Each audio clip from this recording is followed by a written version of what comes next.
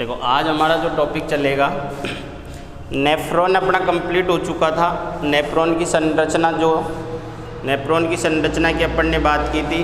तो आज जो टॉपिक है हमारा वो है मूत्र निर्माण की क्रियाविधि।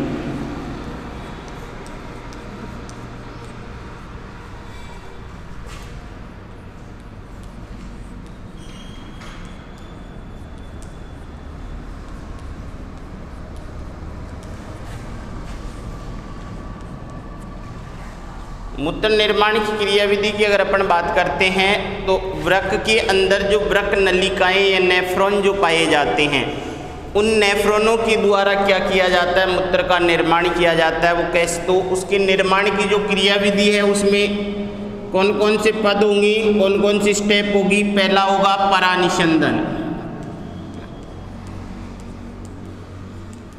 पहला क्या रहेगा, परानिस्यंदन। दूसरी बात करते हैं तो वो होगी चयनात्मक पुनरावशोषण। चयनात्मक पुनरावशोषण।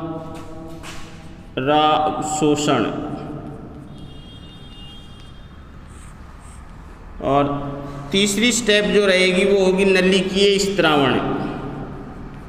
तो तीन स्टेप होती है, परानिस्यंदन, दूसरी है चयनात्मक पुनरावशोषण और तीसरी है स्त्रावण। इन तीन क्रियाओं के द्वारा किसका निर्माण किया जाएगा, मूत्र का निर्माण किया जाएगा। जो सबसे पहले जो आज हम पढ़ेंगे वो पढ़ेंगे परानिस्यंदन। तो इस परानिस्यंदन में क्या होगा,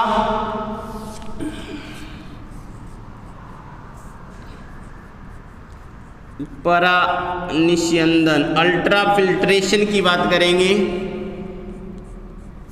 तो परानिस्यंदन में जो अपन ने किसकी बात की थी, बोमन संपुट, और बोमन संपुट के अंदर कौन था, ग्लोमेरुलस। दोनों को मिला के क्या कह रहे थे अपन, मेलपीगी काय। तो ये सभी क्रियाएं जो होंगी, तो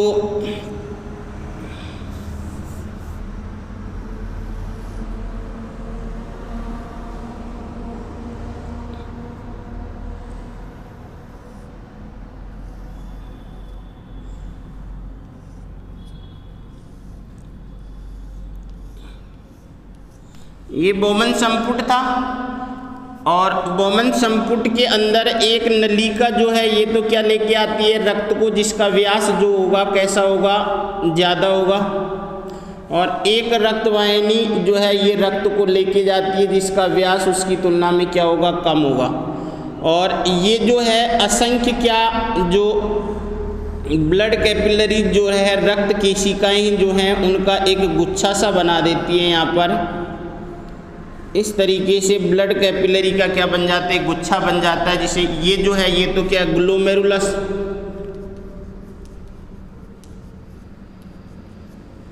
और ये क्या है, बोमन संपुट।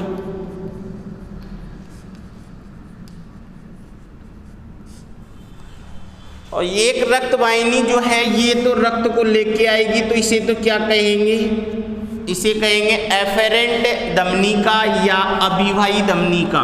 ये क्या कहलाएगी, अभिवाही धमनिका। और एक रक्त को लेके जाती है तो ये क्या कहलाएगी, अपवाही धमनिका।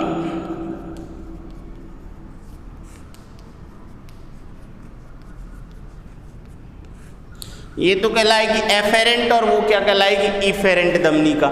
इन दोनों का क्या होता है कि जो अभिवाही धमनिका जो है इसका व्यास अपवाही धमनिका से क्या होगा, ज्यादा होगा। इसका व्यास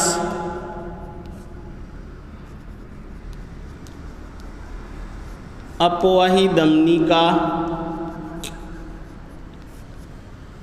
से ज़्यादा होता है। अब बताओ, इसका व्यास ज़्यादा होगा तो ये ज़्यादा रक्त लाएगी, अरे लाएगी नहीं लाएगी। तो ये क्या करेगी, इसके द्वारा जो रक्त लाया जाता है वो ज़्यादा लाया जाएगा, जबकि इसके द्वारा जो रक्त ले जाया जाएगा वो उतना नहीं ले जाया जाएगा जितना ये लेके आती है। ये बात क्लियर हो गई।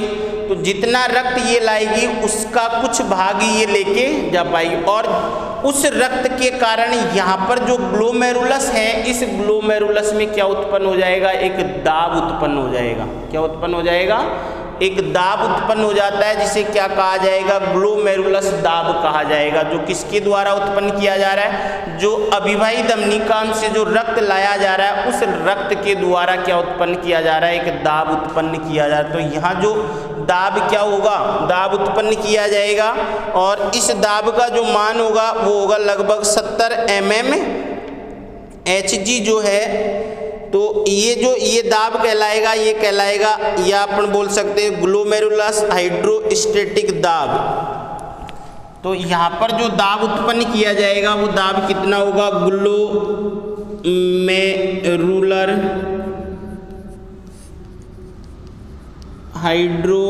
हाइड्रोस्टेटिक दाब। तो ये हो जाएगा GHP, और इसका मान कितना होगा, ये मान लगभग होगा 70 mmHg। ये देखो ये कैसे उत्पन्न होगा, जो अभिवाही धमनिका जो है, जो रक्त लेके आ रही है, इसका ये दाब कैसे उत्पन्न हो रहा है, क्योंकि इसका व्यास जो है वो क्या होगा, ज़्यादा होगा, इसका व्यास कम होगा, रक्त ज़्यादा आएगा, जाएगा कम, उसके कारण यहाँ पर क्या किया जाएगा, इस ग्लोमेरुलस या इस रक्त के द्वारा यहाँ पर क्या उत्पन्न हो जाएगा, एक दाब उत्पन्न हो जाएगा, और उसी दाब को क्या कहेंगे, ग्लोमेरुलस हाइड्रोस्टेटिक दाब कहेंगे, और जिसका मान कितना होगा, 70 mmHg होगा। क्लियर ये चीज। दूसरी बात, अब क्या होगा, ये दाब जो है, इस दाब के खिलाफ क्या होगा, इसके विपरीत दिशा में और भी दाब उत्पन्न होंगे। जो एक तो जो यहाँ पर जो रक्त पहले से उपस्थित था, ये यहाँ पर जो ग्लोमेरुलस या जो रक्त केशिकाएं जो थी, इन रक्त केशिकाओं में पहले से जो रक्त उपस्थित है, तो उस रक्त के अंदर क्या पाई जाएगी, प्रोटीन पाई जाएगी, और उस प्रोटीन के कारण इस दाब के विरुद्ध क्या उत्पन्न किया जाएगा, एक अन्य दाब उत्पन्न किया जाएगा, और उस दाब को क्या कहेंगे, उस दाब को या ऑस्मेटिक प्रेशर जो है, ऑस्मेटिक प्रेशर, और इस ऑस्मेटिक प्रेशर या कोलाइडी पदार्थ में रुधिर में एक विपरीत दाब क्या होगा, इसे क्या कहेंगे, रक्त कोलाइडी परासरणी दाब। तो यहाँ पर जो उत्पन्न होगा, यहाँ पर क्या है, रक्त, ये प्रोटीन जो होंगे इनके द्वारा एक दाब उत्पन्न किया जाएगा, और इसे क्या कहेंगे, रक्त कोलाइडी परासरण दाब, और इसका मान जो होगा वो कितना होगा, 30 mmHg। तो ये किसके द्वारा उत्पन्न किया जा रहा है, जो ग्लोमेरुलस जो है, उस ग्लोमेरुलस में पहले से उपस्थित जो रक्त है उसमें क्या पाई जाएगी, प्रोटीन पाई जाएगी, और उस प्रोटीन के कारण इस दाब के विरुद्ध दाब उत्पन्न किया जाता है, जिसे क्या कहेंगे, रक्त कोलाइडी परासरण दाब कहेंगे। तो इसमें मुख्यतः जो रोल जो निभाएगी वो प्रोटीन होती है, एल्ब्यूमिन प्रोटीन। तो इसके द्वारा क्या किया जाता है, एक दाब उत्पन्न, किसके कारण, ये जो दाब उत्पन्न हो रहा है, इस दाब के विपरीत दिशा में, इस दाब के, जैसे मान लो ये दाब तो क्या लाए, किसके कारण उत्पन्न हुआ, ये दाब तो अभिवाही धमनी में जो रक्त लाया गया वो गया रखा अपवाही धमनिका में, परंतु उतना रक्त नहीं गया जितना ये लाया था, जिसके कारण इसके ऊपर क्या हो गया, एक प्रेशर उत्पन्न हो गया, नहीं हो गया। तो उस प्रेशर के खिलाफ कौन कौन से दाब उत्पन्न होंगे, तो पहला दाब तो कौन सा हुआ, यहाँ पर ये रक्त कोलाइडी परासरण दाब। क्लियर। अब देखो दूसरा दाब कहाँ उत्पन्न होगा, जो इसके, अब देखो यहाँ पर जो रक्त जो है, रक्त अभिवाही धमनिका जो रक्त को लेकर आई थी, उसमें सारी चीज़ें मिली हुई है, उसमें ग्लूकोज भी होगा, उसमें ग्लूकोज के अलावा आयंस भी होंगे, आयंस के बाद में रक्त प्रोटीन भी होगी, तो ये सभी जो है वो कहाँ आएंगे, यहाँ पे आएंगे। अब इनमें से जो यहाँ पर क्या होंगे, जो रक्त केशिकाएं, और दूसरी बात अपन ने यहाँ पर जो पोडोसाइट कोशिकाएं जो थी, उनमें भी क्या थे, छोटे छोटे छिद्र उत्पन्न थे या नहीं थे, तो उन छिद्रों के द्वारा यहाँ से कुछ पदार्थ जो है वो क्या हो जाते हैं, छनते हैं, क्योंकि दाब लग रहा है और उस दाब के कारण क्या होंगे, पदार्थ जो है रक्त में मिले हुए जो है, यूरिया भी है, रक्त प्रोटीन भी है, ग्लूकोज भी है, अमीनो अम्ल भी है, आयंस भी है, वो साथ छन के कहाँ जाएंगे, जो छिद्र में से पास हो जाएंगे वो तो छन जाएंगे, और जो छिद्र में से पास नहीं होंगे वो नहीं छनेंगे। तो ये यहाँ पर जो ये पदार्थ जो है यहाँ पर क्या आ जाते हैं, छन के आ जाते हैं। तो ये क्या है, छनित्र। इसमें ग्लूकोज हो सकता है, प्रोटीन होंगे, अमीनो अम्ल होंगे, उसके बाद में अमीनो अम्लों के बाद में जैसे आयन, सोडियम है, पोटेशियम है, क्लोराइड आयन है, ये सभी आयन इसमें आ जाएंगे। तो इसको प्राइमरी यूरिन कह सकते हैं अपन। वास्तव में यूरिन नहीं होगा, यूरिन का निर्माण तो धीरे धीरे जैसे जैसे नेफ्रॉन में आगे बढ़ता जाएगा तब होगा। अभी तो ये छनित्र है, छनित्र।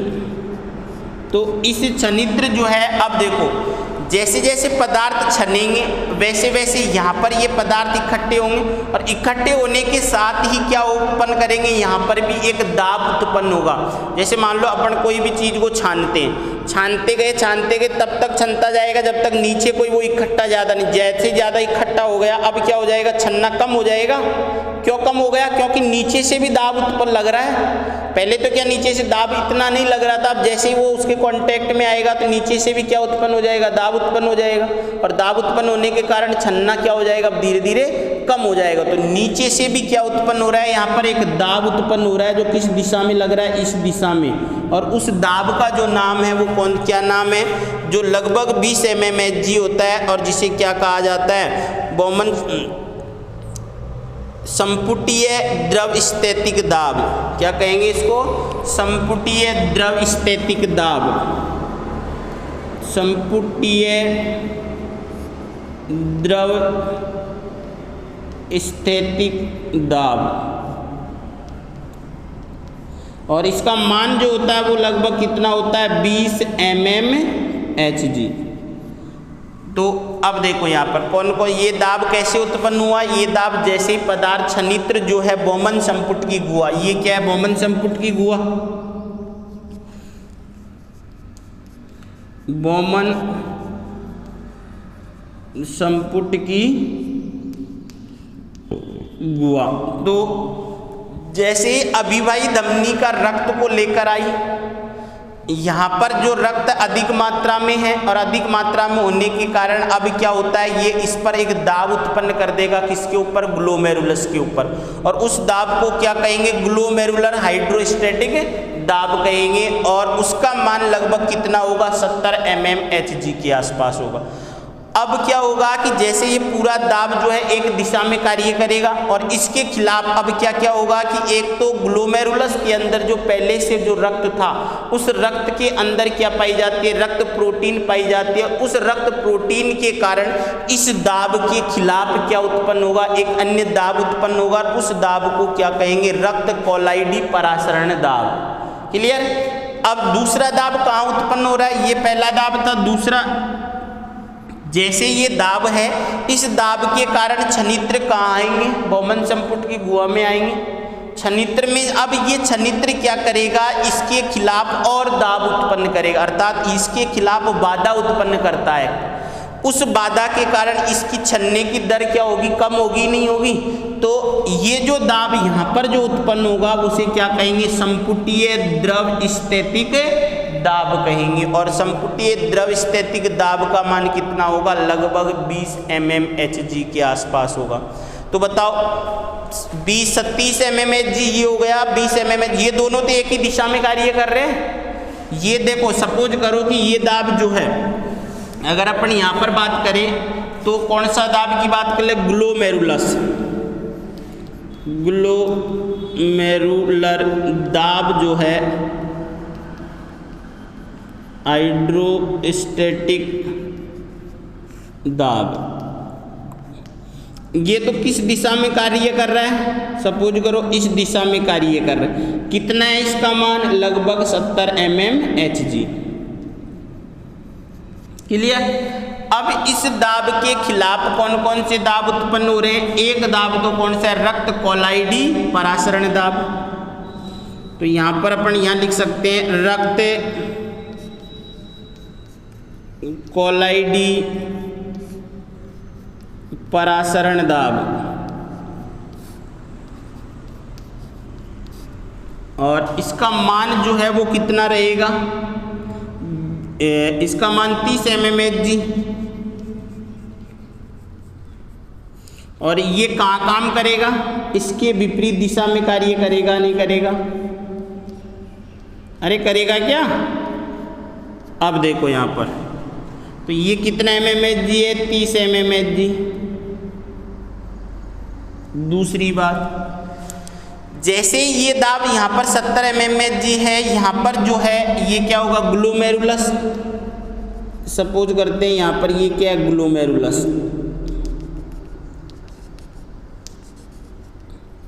और ये ग्लोमेरुलस के बाद में ये बोमन संपुट हो गया, यहाँ पर ये बोमन संपुट की गुहा आ गई। अब क्या होगा, जैसे ही पदार्थ छनके यहाँ आए, छनके यहाँ आने के बाद में इस पे क्या ये एक दाब उत्पन्न होगा, और उस दाब को क्या कहेंगे यहाँ पर, जो दूसरा जो दाब था संपुटीय द्रव स्थैतिक दाब, संपुटीय द्रव स्थैतिक दाब, और इसका मान कितना है, लगभग 20 mmHg। और ये काम कौन सी दिशा में करेगा, इस दिशा में करेगा नहीं करेगा, तो इसका मान कितना है, ये है 20 mmHg। अब बताओ नेट दाब जो है, जो ग्लोमेरुलस दाब जो था हाइड्रोस्टैटिक दाब, तो नेट जो दाब अपना कि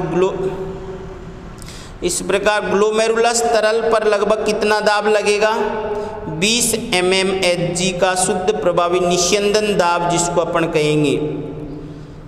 तो ये जो है, अब देखो यहाँ पर ये तो कितना है 70 mmHg, ये कम 30 mmHg और 20 mmHg दोनों एक दिशा में कार्य कर रहे हैं, तो ये कितना हो जाएगा 50।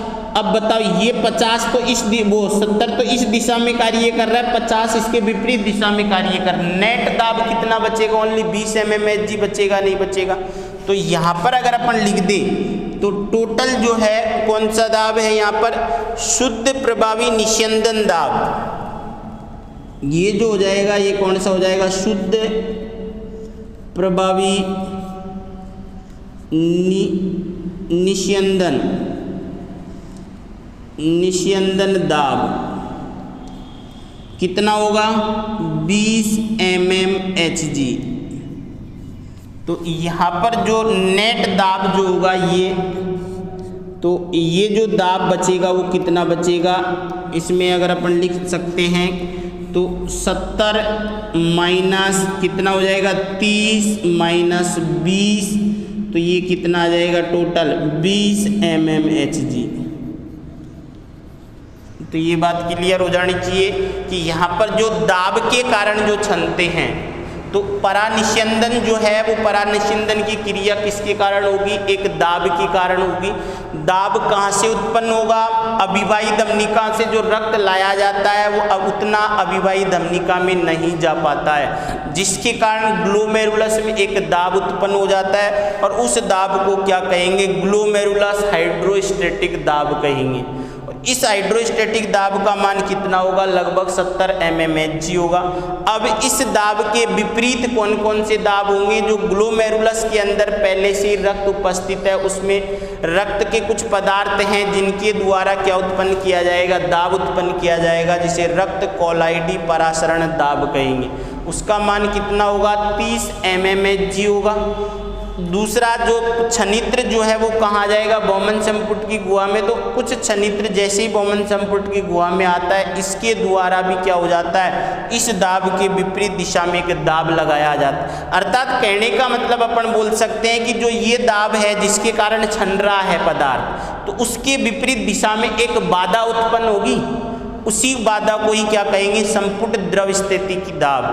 तो ये संपुट द्रव स्थैतिक दाब कितना होगा 20 mmHg होगा। तो नेट जो अपना शुद्ध प्रभावी निस्यंदन दाब जो होगा जिसके कारण पदार्थ कहाँ से बोमन संपुट के ग्लोमेरुलस के द्वारा और बोमन संपुट जो है अर्थात यहाँ पर जो फिल्ट्रेशन झिल्ली अपन ने बताई थी, फिल्ट्रेशन झिल्ली का निर्माण किस किस से होता है, पोडोसाइट कोशिकाएं, दूसरी क्या था बेसमेंट मेम्ब्रेन, और तीसरी क्या थी जो एंडोथीलियम थी रक्त कोशिकाओं की। ये तीनों मिलकर किसका निर्माण करती है, फिल्ट्रेशन झिल्ली का निर्माण करती है। और इसी फिल्ट्रेशन झिल्ली के द्वारा यहाँ पर क्या है पदार्थ छनते हैं। तो ये छन के कहाँ आ जाएंगे, बोमन संपुट की गुहा में आ जाते हैं। और इसी संपूर्ण प्रक्रिया को क्या कहा जाता है, परानिस्यंदन कहा जाता है। तो परानिस्यंदन किसे कहेंगे कि बोमन संपुट में उपस्थित ग्लोमेरुलस के द्वारा रक्त को छानने की जो प्रक्रिया है उसे ही क्या कहा जाता है, परानिस्यंदन कहा जाता है। और परानिस्यंदन की क्रिया के फलस्वरूप रक्त जो है वो छनकर कहाँ आ जाता है, अर्थात रक्त में उपस्थित छनित्र जो है वो छनकर कहाँ आ जाते हैं, बोमन संपुट की गुहा में आ जाते हैं। जिसमें कौन कौन हो सकते हैं, ग्लूकोज होगा, अमीनो अम्ल होगा, आयन्स होंगे, यूरिया होगी, है ना। ये सभी चीज छनकर कहाँ आ जाएंगे, बोमन संपुट की गुहा में आ जाते हैं। और इसी संपूर्ण प्रक्रिया को क्या कहा जाता है, परानिस्यंदन कहा जाता है। तो उसके बाद में जो परानिस्यंदन के बाद में जो सेकंड स्टेप आएगी वो आएगी चयनात्मक पुनरावशोषण। तो परानिस्यंदन की प्रक्रिया जो थी, परानिस्यंदन में तो यही होता है ग्लोमेरुलस। तो मेरे हिसाब से ये समझ में आ गया कि परानिस्यंदन किसे कहते हैं कि बोमन संपुट की गुहा में उपस्थित ग्लोमेरुलस के द्वारा रक्त को छानने की प्रक्रिया ही क्या कहलाती है, परानिस्यंदन कहलाती है। क्षमता कैसे मैंने समझा दिया ये कि जो रक्त वाहिनी जो अभिवाही धमनी का या एफेरेंट धमनी का जो रक्त को लेके आती है वो ज़्यादा क्वांटिटी में लाती है। क्यों लाती है, क्योंकि इसका व्यास जो है अपवाही धमनिका की तुलना में क्या होता है, ज़्यादा होता है। इसका व्यास कम होता है तो जितना रक्त आता है उतना रक्त जा नहीं पाता है, जिसके कारण यहाँ क्या उत्पन्न हो जाएगा, दाब उत्पन्न हो जाएगा। और उसी दाब को क्या कहेंगे, ग्लोमेरुलस हाइड्रोस्टैटिक दाब कहेंगे। और जिसका मान कितना होगा, 70 mmHg होगा। तो इस दाब के विपरीत दिशा में भी अन्य दाब कार्य करते हैं। वो कौन कौन से हो गए, पहला रक्त कोलाइडी परासरण दाब। रक्त कोलाइडी परासरण दाब किसे कहते हैं, ग्लोमेरुलस में पहले से जो रक्त उपस्थित होता है या पहले से जो प्रोटीन जो उपस्थित होती है जिसमें एल्ब्यूमिन प्रोटीन मुख्यतः होगी, तो उस प्रोटीन के द्वारा इसके विपरीत दाब उत्पन्न किया जाता है, जिसे क्या कहा जाता है, रक्त कोलाइडी परासरण दाब कहते हैं। और जिसका मान कितना होगा, 30 mmHg होगा। जैसे छनित्र जो है, कुछ छनित्र बोमन संपुट की गुहा में आता है तो इसके द्वारा भी क्या उत्पन्न किया जाता है, दाब उत्पन्न किया जाता है, जो किसके विपरीत कार्य करता है, ग्लोमेरुलस हाइड्रोस्टैटिक दाब के विपरीत कार्य करता है। और उसका मान जो होता है वो लगभग 20 mmHg होता है। तो इन सभी के कारण जो नेट दाब जो होता है, जिसे शुद्ध प्रभावी निस्यंदन दाब अर्थात जिसके कारण निस्यंदन की क्रिया होती है उसे क्या कहेंगे, शुद्ध प्रभावी निस्यंदन दाब कहेंगे। जिसका मान कितना होगा, 20 mmHg होगा। क्लियर। और इसी दाब के कारण कौन सी क्रिया होती है, परानिस्यंदन। परानिस्यंदन किसे कहते हैं कि रक्त को ग्लोमेरुलस या मेल्पी की काय बोल सकते हैं, या रक्त ग्लोमेरुलस के द्वारा जो छनने की जो प्रक्रिया उसे ही क्या कहा जाता है, परानिस्यंदन कहा जाता है। क्लियर। अब जो नेक्स्ट टॉपिक जो है अपना चयनात्मक पुनरावशोषण, इसको अपन नेक्स्ट क्लास में करेंगे।